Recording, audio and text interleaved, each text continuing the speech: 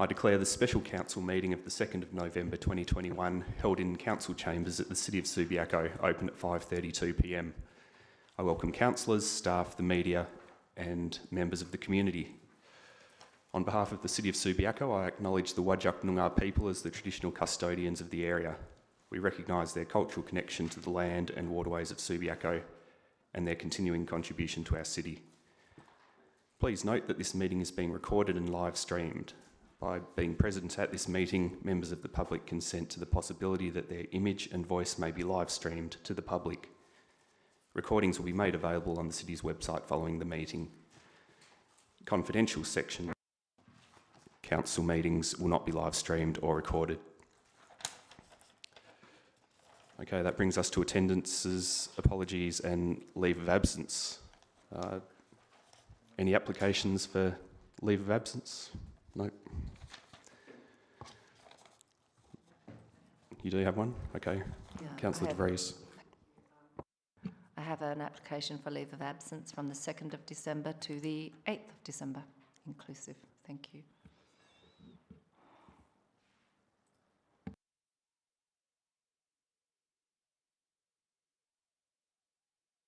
Okay, I've called the vote.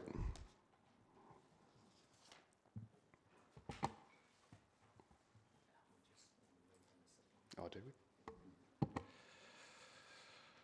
We need a mover and a seconder for Councillor De Vries' application. I've got Councillor Stroud and Councillor Hamsley. Now we can call the vote.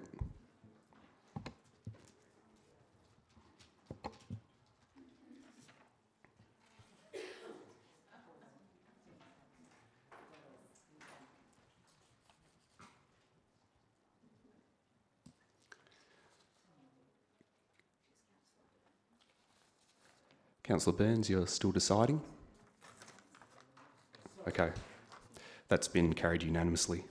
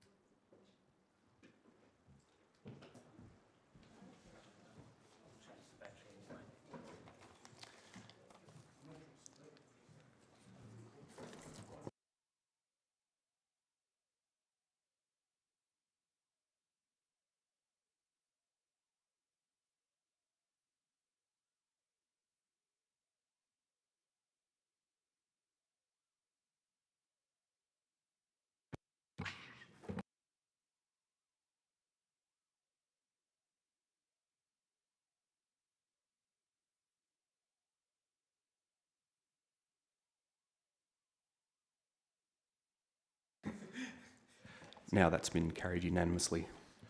And that brings us to item 3, disclosure of interest. Are there any disclosures of interest? Councillor Stroud.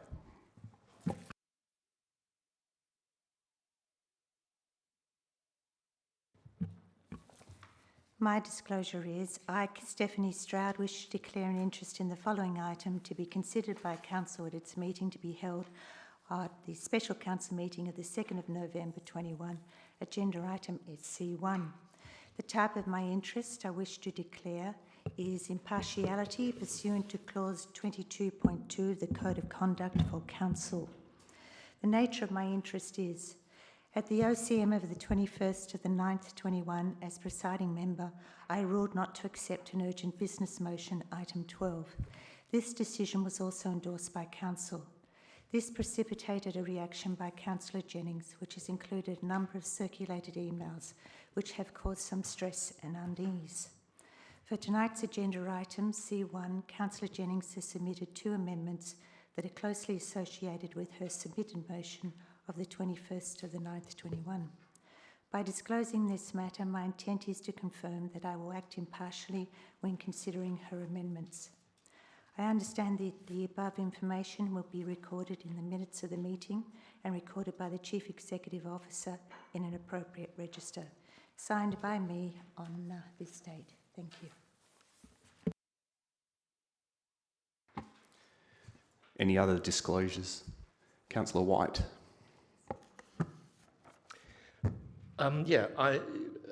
Simon White wished to declare an interest in the following items to be considered by Council at its meeting held today, 2nd of November, item C, SC1, declaring an impartiality pursuant to clause 22.2 of the Code of Conduct. In the nature of my interest is with regard to report SC1, active open space in Subiaco East redevelopment area. I disclose that I have a past association with the Bob Hawke College. My association is as follows. My daughter attended the college in 2020 and to August 2021, and my wife was elected the board of the Bob Hawke College from March 2021 to August 2021, leaving in August when my daughter left the college. I've no further association with the college or the board of the college, and as a consequence, there may be a perception that my impartiality on that matter may be affected. I declare that I will consider this matter on its merits and vote accordingly.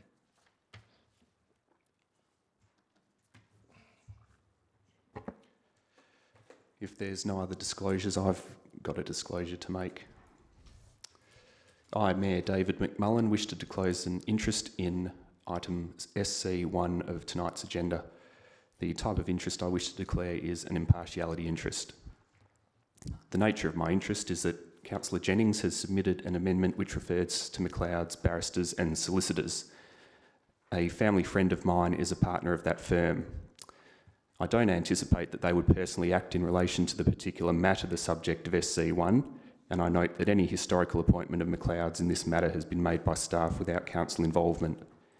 I further note that McLeod's has a long association with the City of Subiaco and many other local governments in any case. I'm making this direct declaration, however, out of an abundance of caution. I understand the above information will be recorded in the minutes and recorded by the Chief Executive Officer in an appropriate register. Thank you.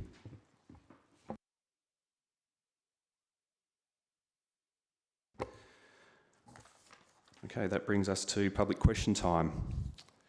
First on the list is a question submitted by Matthew Davis of Bedford Avenue, Subiaco. I don't see Matthew Davis in the chambers, however, so we'll move on to Sharon Williams of Larrendell Road, City Beach. Good evening, everyone, and welcome to all the new councillors and Mayor McMullen. It's great to see everyone here tonight. Question 1. As part of the development application to demolish the stadium and associated infrastructure, Hocking Heritage Studio prepared the Subiaco Oval, Roberts Road, Subiaco Heritage Impact Statement in August of 2018. This report indicated there was never embankments encircling the whole oval Development WA have indicated there is now a heritage requirement to do so. I've asked the state developer at least 3 times for documentation to prove this is the case, and they have failed to produce any proof. Does the city have documentation which proves this is a requirement by the Heritage Council or relevant government department as indicated by city staff? If so, please share in full. And question 2, could the city please provide relevant documentation on how an earlier proposed WA Football Commission temporary transportable to deliver change rooms, toilets and other necessary infrastructure on the edge of the shared oval do not meet so-called heritage requirements? And further, if this is the case, as revealed in a recent meeting I attended at the city offices, how can a temporary building not be okay for heritage reasons, but 30-storey skyscrapers of hotels, bars, shops, transient accommodation and apartments be okay on our heritage-listed oval edge? Thank you.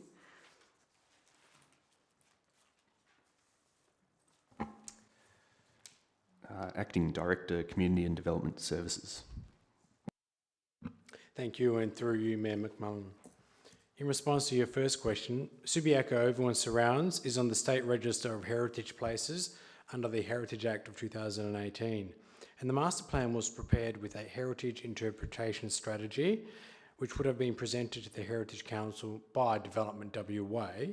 The city doesn't actually have the information from the Heritage Council consideration, and the city may have received this if the city was the decision maker of the plan, but in this instance it is not. In response to your second question, the city had preliminary discussions with Development WA, the Department of Education and the West Australian Football Commission regarding the construction of temporary facilities. Subsequently, Development WA has proposed to develop a community facility on the northern side of Subiaco Oval, and this will be transferred to the city to facilitate community use. Heritage consideration includes a range of factors, including the development and use of land and the design of built form. All proposals are considered on their merit, and the city was not part of any deliberations by the Heritage Council. Thank you.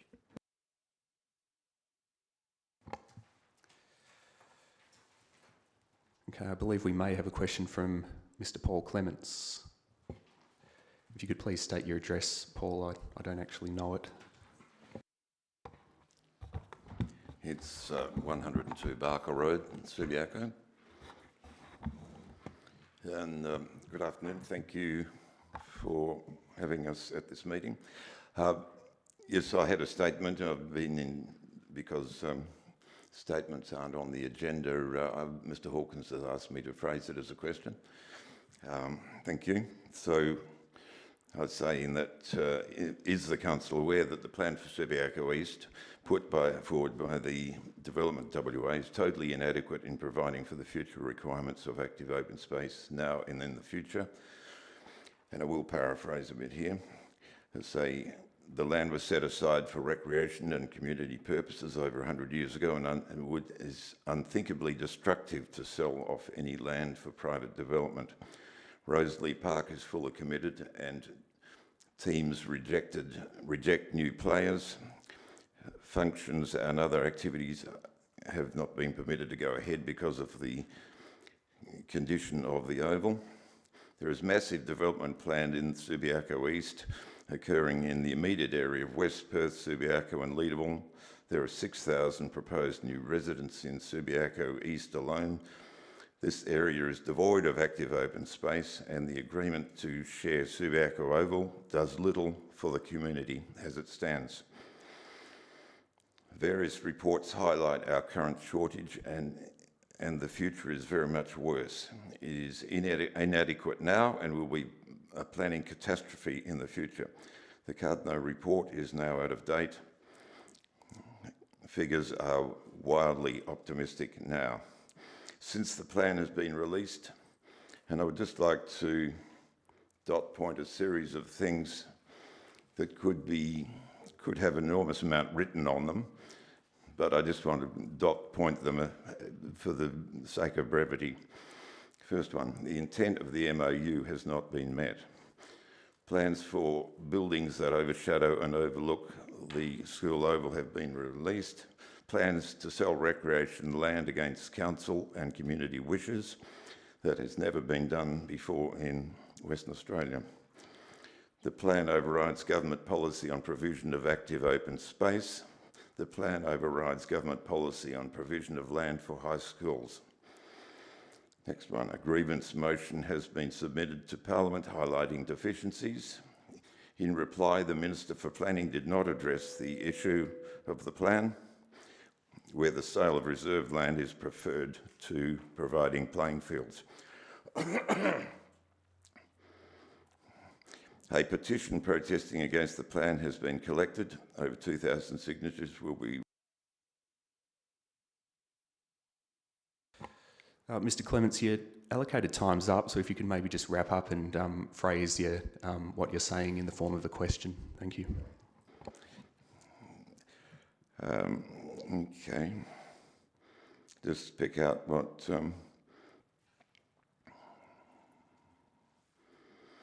next one is, it has been demonstrated that the required density can be achieved without desecrating the reserve. Construction prior to the plan was strongly in favour of active open consultation prior to the plan was strongly in favour of active open space. Participants complained bitterly that the plan was largely predetermined. No detailed summary of consultation received by more than 5,000 public submissions was ever released. There has been a steep rise in mental health cases to add to our issues with obesity, diabetes and screen dependence. And I'm coming to the end. There is absolutely no case for the government not to step in and ensure this development provides for the future of the community. This plan takes away from the future. I thank the Council for considering this matter, and I phrase the question, would the Council consider updating the Cardno report and seek legal advice to achieve excellent basic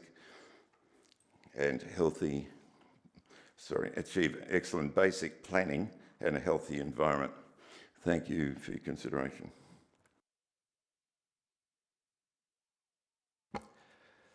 Thanks, Mr. Clements. Look, we're hearing these questions for the first time, but I'm happy to try and answer them. Question one, as I understand it, is you're asking for Council to confirm whether we're aware that whether inadequate active open space has been provided for in the planning for Subiaco East. My answer to that is that this Council has made its position pretty clear in writing to the Premier of Western Australia, stating that we want to have a discussion about the provision of more active open space. So it's reasonable to take from that letter and the calling of this meeting tonight that Council does have some awareness that inadequate active open space has been provided for. Now, in relation to your second question, you've asked, will Council consider obtaining legal advice and updating the Cardno report? The answer to that question is that that's the very reason this meeting's been called. Thank you.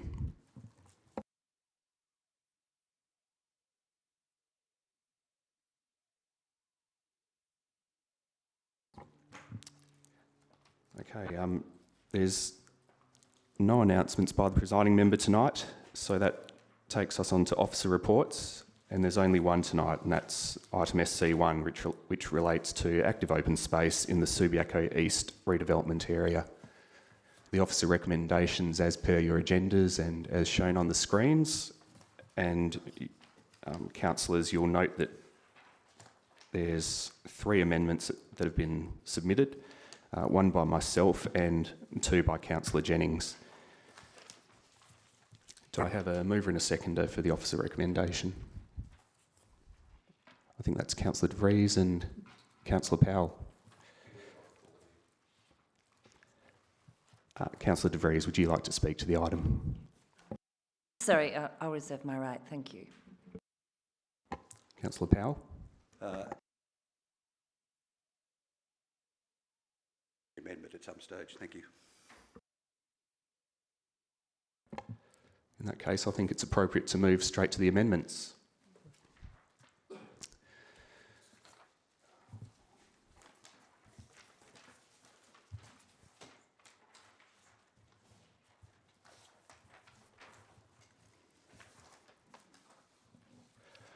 Okay, first up, Councillor Hammersley, is there a question? Yeah, just before you started, I was wondering if you could inform us, are you going to deal with these 2 topics as 1 and 2 separately so we can work through them? That is the intention. The amendment that I've submitted could stand alone if carried, as could the amendments that Councillor Jennings has submitted. So I'm going to move my own amendment and I'll be looking for a seconder. Councillor Hammersley, thank you. Okay, look, in future I'm going to avoid, where possible, moving things from the chair and speaking to items, but I think in this case it's appropriate because the special council meeting's been called and I'd like to see what we resolve tonight to be a little bit more in keeping with what I understood the intention of the special council meeting to be. And the amendment that I've submitted is intended to select an option which is mentioned in the officer report but isn't the favoured one.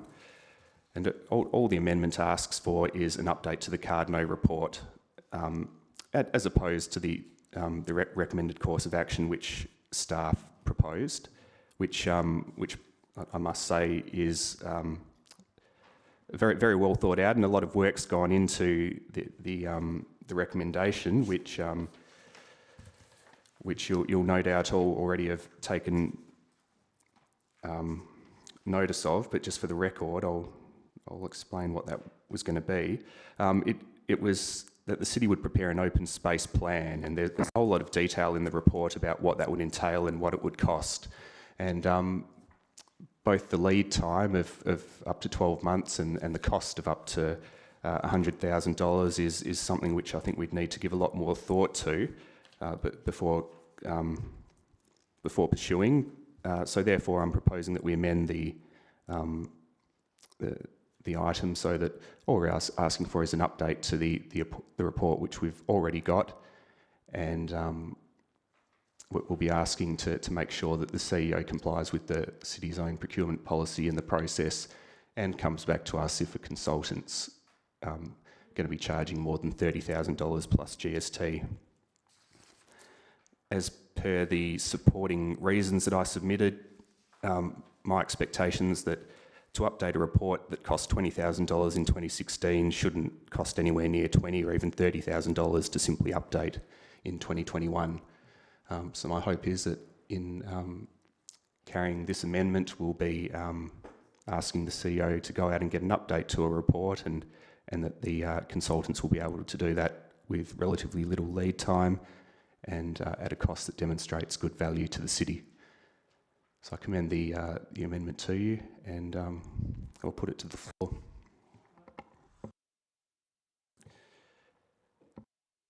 Look, I might actually let Councillor Hammersley speak, and then we'll do questions.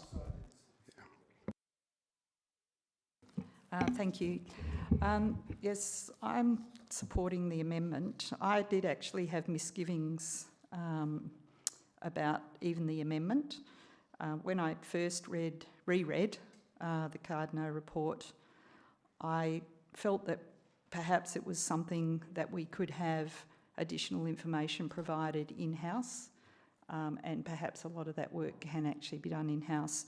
Really, where my main focus on my curiosity was around the key information in the executive summary on page 4 of the document. So that's things like whether the Curtin University study done for the Department of Sport and Rec has been in some way discredited or changed, because that's a 2013 study. I was curious about that. I'm a little bit curious about what our 7.81 hectares is made up of, and I may have missed it in the report, but I couldn't quite find the detail, because we have in the past year, and again very recently, talked about the prospect of unlocking some potential in our schools.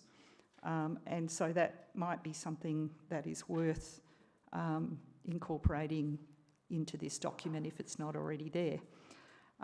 There's also the question about the forecasts of population, and I think that's one that perhaps we're just going to be a little bit ahead of the 2021 census, and the ABS outcomes probably won't come out for about another 10 months, I suspect. But I think there might be some other information in our organisation already about how things are tracking towards 2025 and 2036 and the effects of the LPS 5 and the local planning strategy. So I think that would all be good to have.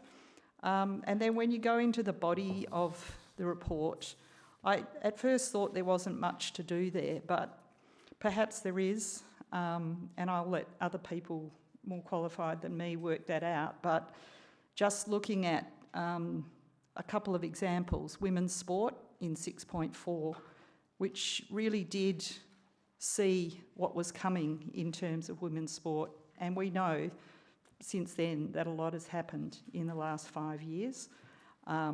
And I would like to hope that everyone's planning that 50% of our population who are female get the same opportunities as the boys do. And that's going to be increasingly difficult as our population grows and the boys have the power position all through society, but also first in, best dressed.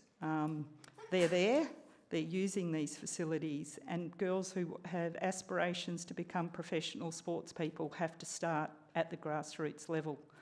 So I'm very interested in that. I'm interested in the part about public health. The public health section is fairly skinny. We've had COVID.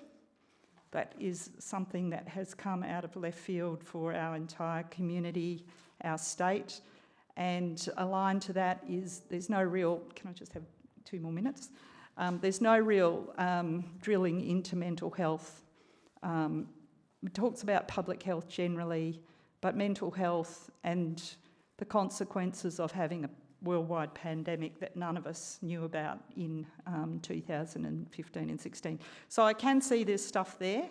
At first I thought perhaps this is something that we should just be doing in-house, and you know, we've got great professional staff. But having thought through those things, I can see that perhaps we need social science, and that is a specialist field, and maybe the CEO will work this out as to whether he needs to spend the money or not. Please try to spend as little as possible. But I think it is appropriate that this council do provide that opportunity. And also my last reason is we're going to be asking the Mayor to advocate for Subiaco, and he's indicated this is information that he wants. So I suspect it will be helpful. Thank you. Thanks, Councillor. Councillor Burns, you had a question. Thank you, Presiding Member. I'm just trying to drill into this a little bit more. I'm generally in support of your amendment, but if perhaps some clarity to the wording could be added, because to me it seems there's two choices here. The CEO could, on one hand, go out and seek another organisation to look at the Cardno report and update it, all right? Or is the intention, I don't even know if Cardno still exists for that matter, because it's before my time, but is it the intention to have them, that company, update their own report by adding in new numerics? Do you have an idea where you were heading when you were, I'm sorry, that sounds a bit rude, but what you're thinking behind it, if you could clarify that for me, or perhaps you don't want to. I'm happy to clarify it. My thinking was that we'd get the most value out of our consultants if we use the same ones who wrote the original report. I was, however, advised that there were certain procurement requirements that we'd have to go through, and given the value of what we're looking to spend, it's possible that we may need to get 3 informal written quotes. So I mean, theoretically, there might be another consultant out there who can update the Cardno report more cheaply and more effectively than what Cardno themselves could do, but I think that will come out in the procurement process. So it very much leaves things open to the market, I suppose, but I might actually defer to the Acting Director, Community and Development Services, who's given the procurement requirements a bit more thought. Thanks, Director. Thank you, and through you, Mayor McMullen. So the intention would be to contact Cardno to understand. Now, there is some leeway in there because Cardno might turn around and say we don't actually have the capacity or the expertise or that knowledge anymore. But if we were to go out and ask for quotes, it's likely that, given that they have the previous knowledge on preparing this report, that they would be the best place to be able to provide an acceptable quotation. But we do need a little bit of scope just in case they actually turn around and aren't able to do it for whatever reason. In doing this as well and listening to the feedback, we would identify how much of the scope we can actually do in-house with the previous plans and strategies and figures that we have, so we come to a cost-effective figure.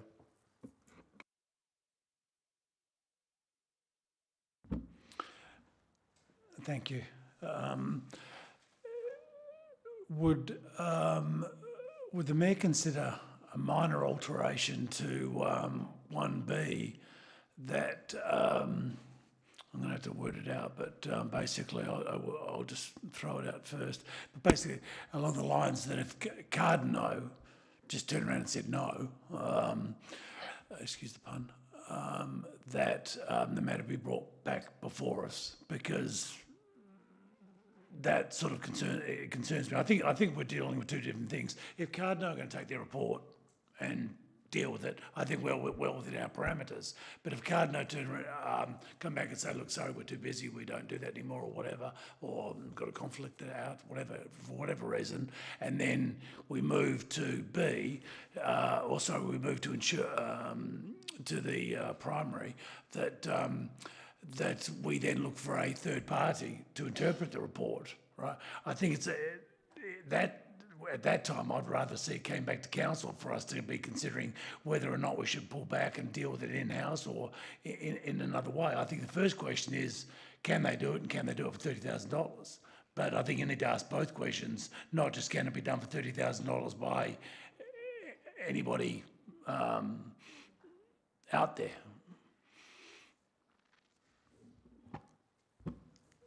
Look, I'm not going to take that amendment on board. If you want to debate the amendment and speak against it, I'll leave that to you. But my view is that it's been drafted in a way that allows us to make the necessary inquiries and could direct us in the way of going to Cardno for less than $30,000, or if for some reason that's not possible, to use a different consultant within the same cost threshold.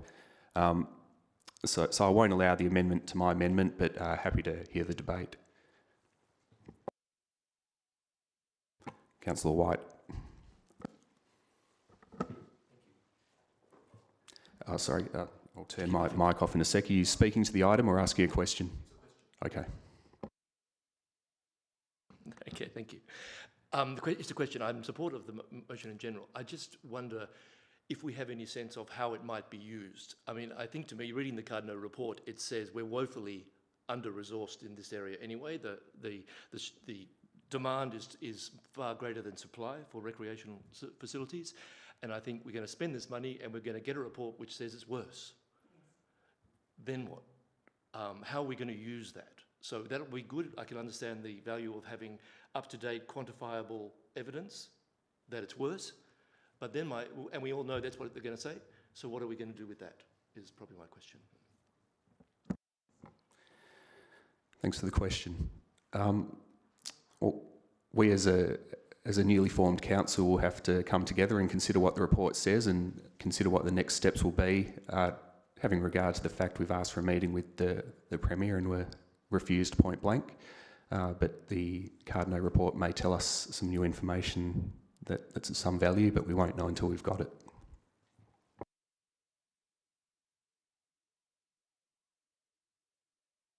Councillor Powell, a question? Yes, thank you. Through you, Mayor. It's probably for staff. Have we got any idea of the time frame, how long this would take to get the update done?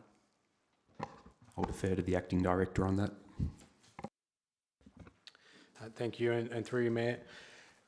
To go out to quotes, it would be reasonably quick. We will try to mobilise staff and resources as quick as we can, so we would hope to get something done potentially within a few weeks, within a month, knowing that it is coming up to silly season. That could change, but it would depend on the scope and the information available. As I said, if we work on the two things together with staff working on some of the information in-house and going out to quote and getting it done, we'd look to have information back within 4 to 6 weeks. It's just a rough estimate, but that again depends on the timings from the other end. Just additionally, so potentially by the December meeting of council, that's about 6 weeks away. Thank you, and through you again, Mayor. Yes, that could be the case, and if it did need to come back to council, then it would it would likely be a very late report, but we will do our best to try hit that time frame.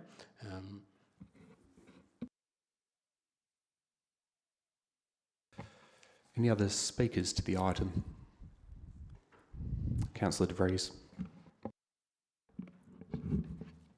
There are just a few things to refer to the Cardno report and the scope of it. Looking at it from the point of view of how much extra work could be done, I think the fact that there are only 3 references in the bibliography, and some of the data that was garnered came from the ABS and the census, and are fairly straightforward to go back and refer to. Obviously, Curtin University study may have been updated, so some of this should be fairly straightforward, I would think, in terms of gathering, going back to it and reassessing it in terms of contemporary needs. But I think it is time sensitive. I think the community's been asking for this, and I think that's why it's good that the scope of it is, let's just update it as quickly as possible. I do believe that it doesn't have to be one particular organisation. I think it would be fine for it to be, somebody from the field that they may have been working on research in terms of public space and the importance of public space and health. I think there'll be a lot of social scientists out there who've got a real interest in this topic. And I think, as Councillor Hammersley pointed out in her discussion, with the recent health issues around COVID, and there's been a real focus on the need for greater open space, I think we've become acutely aware of the impact on the mental health of young people when they don't have sufficient playing fields, sufficient space, and so on. And I see that firsthand, actually. So there was one thing that was mentioned in the Cardno report, which I think does concern me, is that Perth Modern was mentioned as having inadequate sporting facilities. If that was the case in 2016, I do wonder how that's faring right now, because we were hoping to be able to access some of that for Subiaco, but the Cardno report mentions that. So I don't think we want to have too much hope that there is scope within the public school system for the ovals to be a source for the additional playing fields. I personally don't know. I think that's something that could be an additional item on the updated report, that we add in, prospects for additional, sourcing of additional playing fields. But I think we haven't, we've got to be realistic that schools also have pressures, so we can't perhaps hope that that's where the solution lies. So I really do feel that the scope of this amendment is correct, and I think we do need it to be efficiently dealt with, and I think it's quite doable. If I look at it as a research paper, I think it's quite straightforward in terms of the scope of it. And there might well be some new papers published in academic circles that could be used as a reference, and I'm sure people who are working in this field would know about that. So I feel quite confident we'll get a good report back. I think that the money that's suggested is more than enough. If it's more than that, then I think somebody's just pulling our leg, really. So I hope that everybody supports this tonight. Thank you. Councillor Stroud. Thank you, Mayor. I just want to refer you and Council back to the decision made by the City of Subiaco, or the Council, on the 20th of August 2019, C2. It refers to the future sport space requirements for the City of Subiaco. Now, it's really just, before you all panic about what report, it really is just that that the information provided in this report be received. But it does point out that the Council endorsed the draft local planning strategy contains a number of actions relating to the availability of sports space, including, and the first point is, a review and update the city's public open space plan. So I just want to know what happened to that, and does that mean that is still alive out there, and where will it sit if we are now changing direction to a degree and going with an upgrade of the Cardno? Thank you, through you. Thank you, Mayor. Acting Director, Community and Development Services. Thank you. Thank you, and through you, Mayor.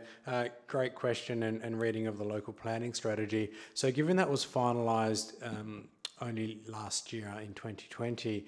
We would need to go through the Strategic Community Plan and Corporate Business Plan to allocate a priority and funding to update the Public Open Space Plan, which is what actually informed the officer recommendation in this instance. However, if we have a targeted update to the Cardno report, there is no reason why that report can't feed into any holistic and consolidated plan, future plan, which would have a wider scope. So there would be no conflict in our eyes. Thank you. Any other speakers? Councillor Burns.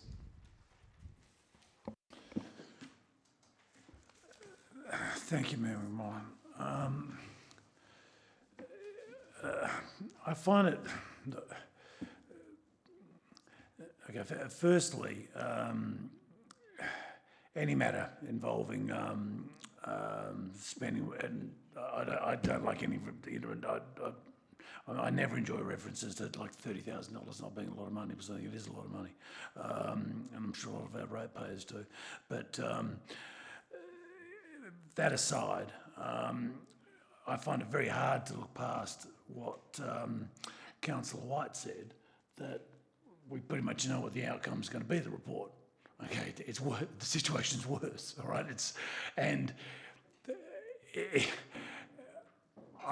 You'd been sure you can explain why it's worse and how much worse it is, but it's worse. And we know what we're directing the Cardno report at, and it goes back to the item with regards to what's taking place around the Oval.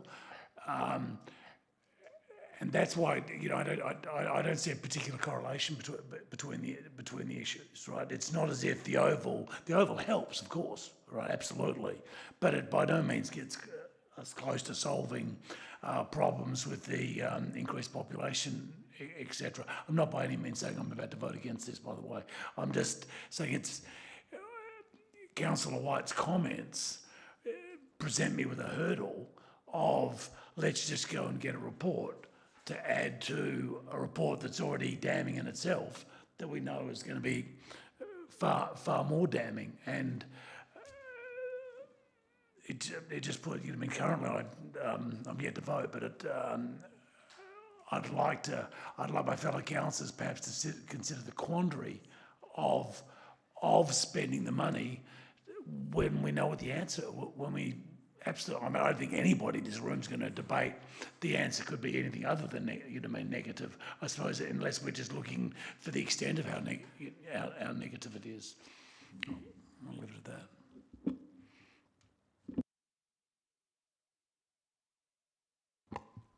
Any other speakers? Councillor White? Am I allowed to comment on that, or is it only questions? You're not allowed to comment, but you can speak to the item. Sorry, you've already spoken, so no, you.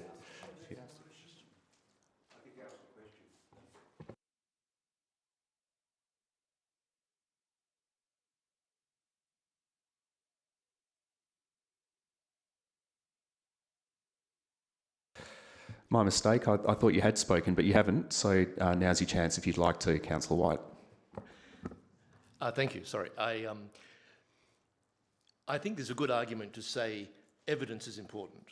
And whilst I ask the question and feel that, you know, we do know what the report's going to say, having a report that has got some degree of authority to it, and hopefully more than the references that are cited in the current document, including some degree of consultation, I imagine, with people, will be an important evidentiary-based document that is updated to 2021 that can be used for the kinds of things going forward. The purpose of my question was more to make us think that we need to be prepared as we consider those findings. And the Cardno report was fairly light on in terms of options. It basically said, we don't know what you can do about this very much.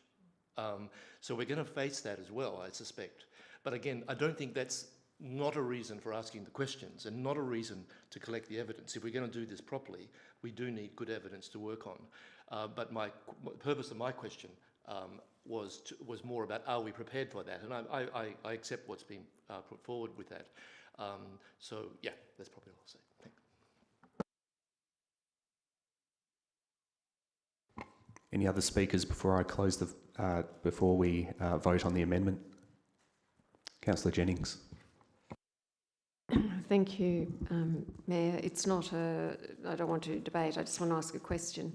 So if the open space plan was updated, for example, would that have the same information or incorporate the similar information to what we're asking in the Cardno update? Would that encompass that? So in other words, if we get this Cardno information, that can feed into the update of the open space plan, because that information would be a basis for doing that or not? Thanks. Acting Director. Thank you, and through you, Mayor. Yes, it would feed into it. The scope of the public open space plan would likely be different, wider, and have greater consultation requirements. But I mean, it's a similar topic, so it would provide a baseline. Okay, I don't think anyone else is wanting to speak, so I'll call the vote.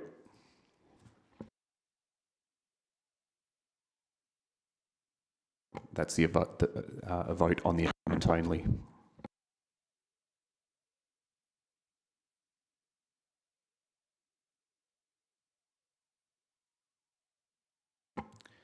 It's carried unanimously. Okay, Councillor Jennings, would you like to test your amendment? I would. I never know how far I'm meant to go when I'm testing amendments. Just cut me off when I've tested it enough. And just to foreshadow that there is two amendments, and for those listening at home, it's similar.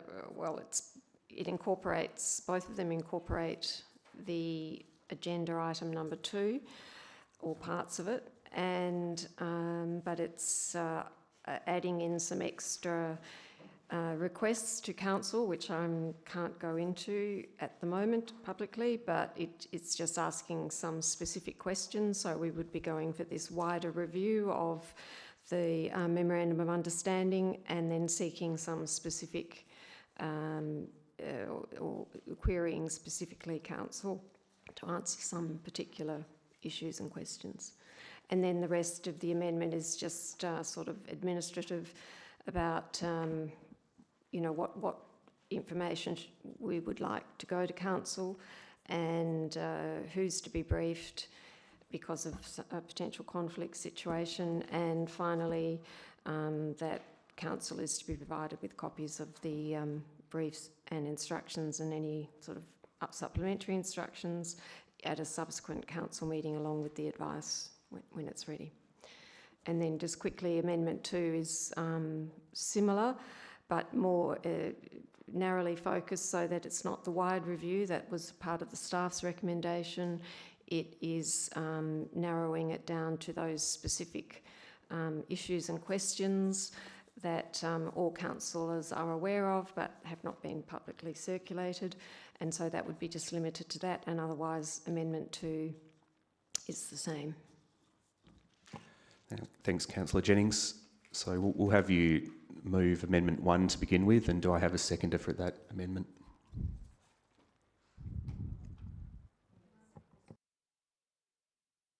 Question? Yes, thank you, Mayor. I'm just wondering, before it's even Amendment 1 is moved, I mean, perhaps, yeah, I suppose that will come out if no one moves or seconds it, because perhaps people prefer Amendment 2, and then we'll go straight to that, but I suppose that will come out in the wash if people don't move it and second the Amendment 1, but I'm not sure if that works. Thanks.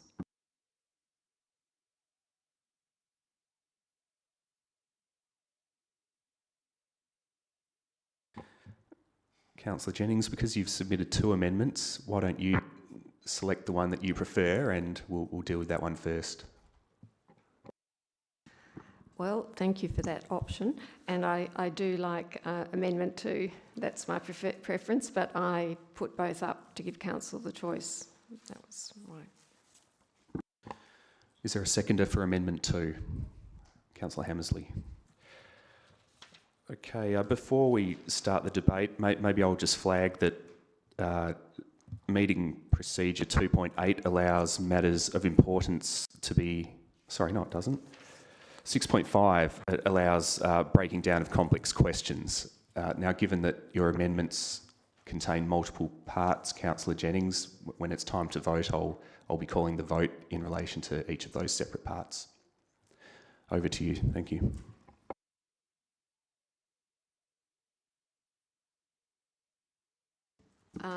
To talk to the substantively. Well, I don't want to say anything more. I think what I've already said is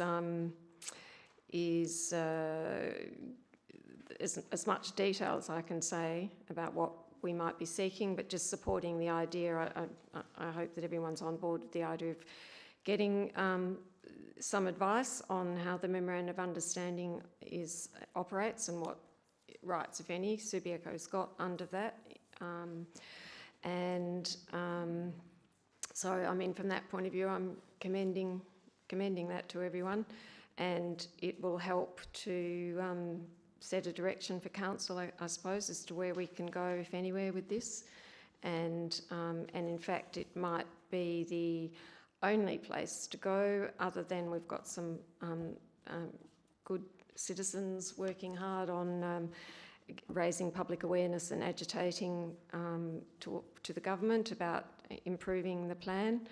But from the point of view of what council can do, this might be, we've limited options, given the government's very firm statement that they're not going to look at changing the plan at this stage, and particularly to provide this extra active recreation space that we so desperately need in Subiaco.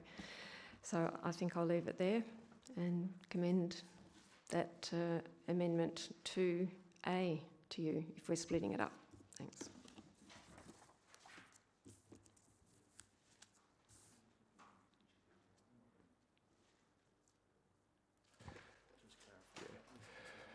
Councillor, I probably wasn't clear enough before, but perhaps if you speak to the whole amendment, and then we'll just vote on the separate parts individually when it's time, but we won't debate each of the paragraphs separately. Thank you. Then this is having a second bite at the cherry then. Thank you for that indulgence. But I'm really not going to say much, because B and D are just very sort of perfunctory things. I don't think they're that of great substance or controversial. 2C about what firms we use and what council has used. I presume that most people understand the idea of, in our own roles, we have to understand conflicts of interest, and lawyers have the same problem, and have to abide by, or avoiding conflicts of interest. And because a firm that the city typically uses has advised on the Memorandum of Understanding previously, I'm suggesting that in avoiding that potential conflict, that that firm not be used to provide the advice or being involved in its provision, and similarly with any council that's sort of associated with that firm.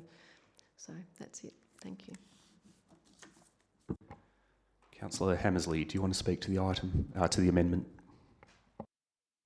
Thank you. Just briefly. Yes, this one did present some difficulties for me conceptually, but I have come to the view that it's appropriate to support the obtaining of advice, because sometimes you shouldn't. Sometimes it's as valuable to have knowledge about what you can do and what you can't do.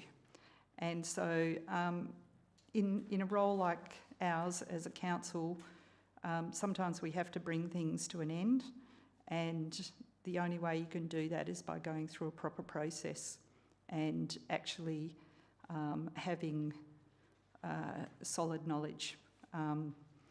So in that regard, I'm going to support the amendment.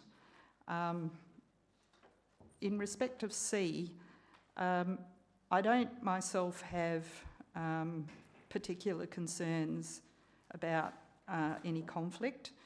However, I can see that, you know, there's always these perception problems and they're best avoided.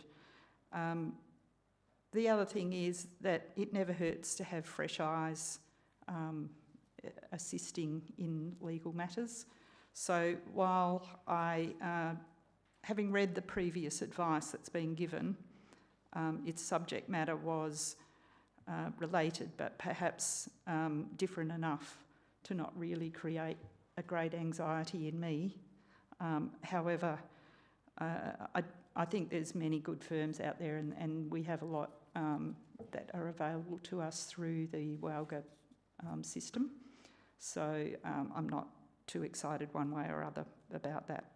So yeah, that's it. Thank you. Councillor De Vries. Sorry, through you, Mayor McMullen. This is a question for governance, probably.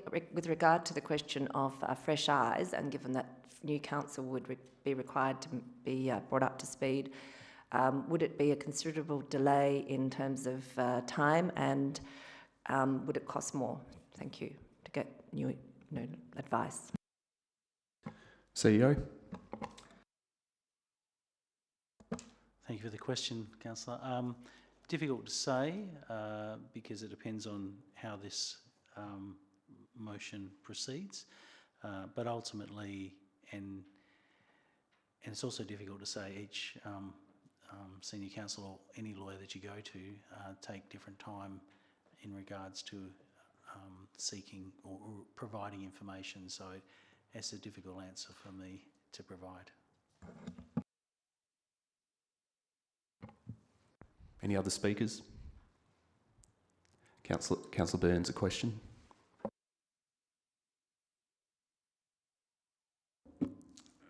Thank you, Mayor. Firstly, I do support the amendment. I do acknowledge Councillor Hamsley's comments, but they raise an issue with me that I don't know that I can actually ask the question openly without going behind closed doors.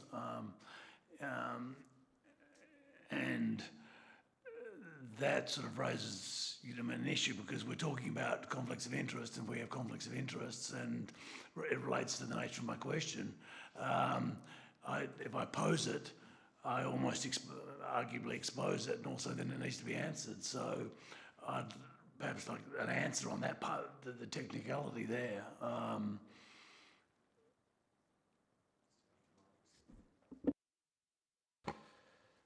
If you wanted to move to go behind closed doors and there was enough interest, I think we could do that and discuss your question and then open up the meeting again.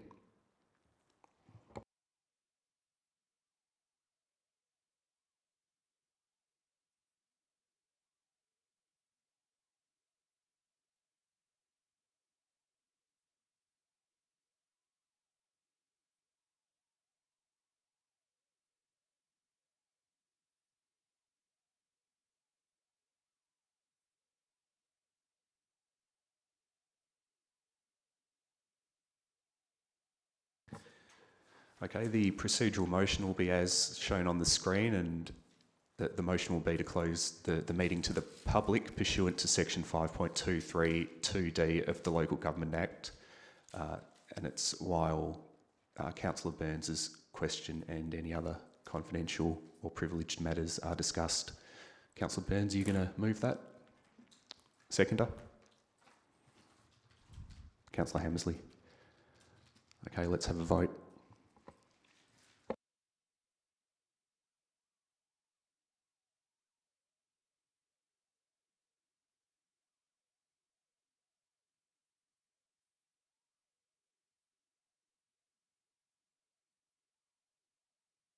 Okay, that's carried 7-2.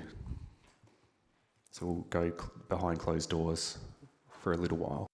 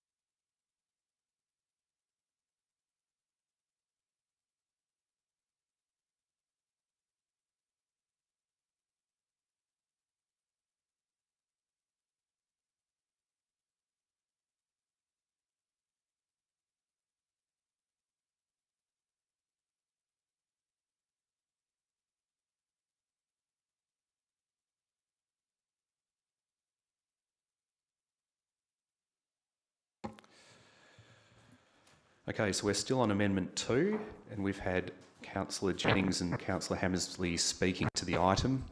I think we've covered all the questions that we need asked, so now I'll be looking for further speakers to the item, to the amendment. No one else wants to speak?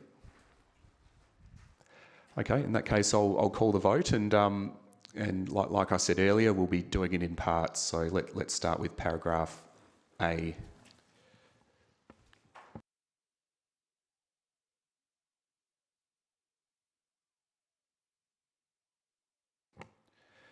I've already called the vote, Councillor Jennings.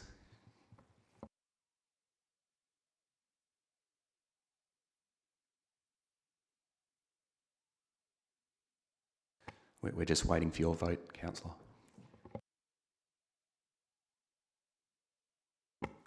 Paragraph A is carried unanimously. Okay,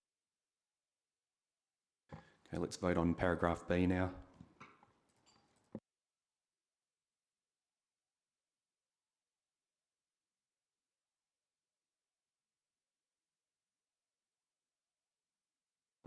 Paragraph B is carried unanimously. Moving on to paragraph C, please.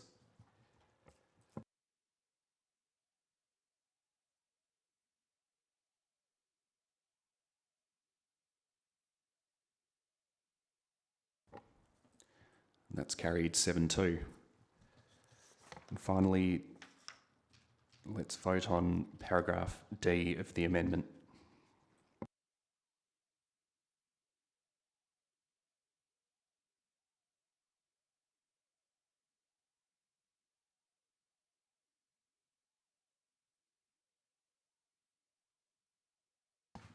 Paragraph D is carried unanimously.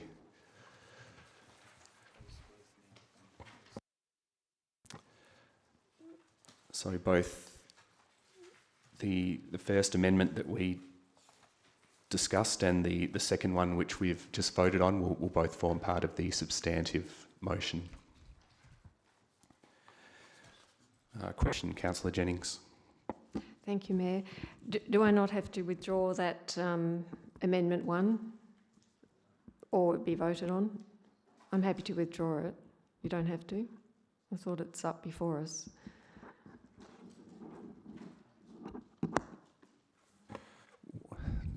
Unless we have two people wanting to move and second your Amendment 1, I think it will just fall by the wayside. Okay, so we haven't had any speakers to the substantive motion yet, so councillors, now there's an opportunity to speak to the substantive motion as amended. Does anyone want to take that opportunity? Councillor Stroud, a comment, or are you speaking to the motion? I'm speaking to the motion. I would just like to acknowledge the work that Councillor Jennings put into this motion, and that I'm pleased to see that it has seen a second life and come back to us, and come back, most importantly also, come back to the new council, who can now take ownership of this item. Thank you. Okay, unless I see anyone else indicating that they want to speak, I'll invite Councillor Jennings to close. Councillor De Vries. Thank you. I commend. Never mind. Okay, I'll call the vote.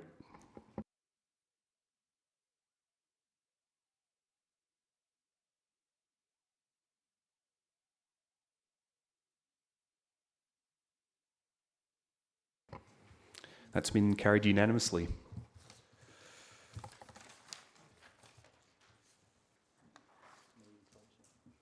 Okay, there's no further business tonight, so I declare the City of Subiaco Special Council meeting of the 2nd November 2021 closed at 6:57 p.m. Thanks, everyone.